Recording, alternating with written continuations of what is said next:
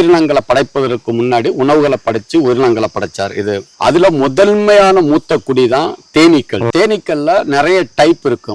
முதல் இது வந்து யூரோப்பியன் பீன்னு சொல்றது, ஒரே அடுக்கா தான் கட்டும். மலைத்தேன் சொல்லுவாங்க. இன்னொன்னு தேன் வந்து கொம்பு தேன், இன்னொன்னு கூட்டு தேன். அந்த கொம்பு தேன் தான் நம்ம அந்த பாக்ஸ்ல அடைக்கிறது.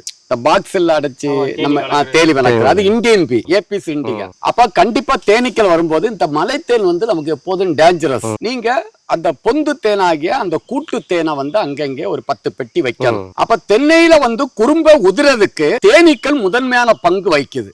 குறும்ப உருக காரணங்கள் கேட்டதுக்காக சொல்றேன். குறும்ப எதிரான உதிரும் கேட்டா மெயின் காரணம் மகரந்த சேர்க்கை. ரெண்டாவது கரு உறுதல், ஃபெர்டிலைசேஷன் சொல்லுவோம். அதுக்கு தேனீக்களும் தேவை, நுண்ணூட்ட சத்துக்களும் தேவை. அதை குறைபாட போக்காதான் எருக்கஞ்செடி வைக்க சொல்றோம். மூணாவது குறும்பைகள் ஏன் உதிருதுன்னு பாத்தீங்கன்னு சொன்னா அதிக வறட்சி, அதிக தண்ணி. குறும்பைகளை ஊத்து விட்டுரும். மரம் வந்து காத்துல அசைவு கொடுக்கும். குறும்ப உதிரதுக்கு இதெல்லாம் பல காரணம்.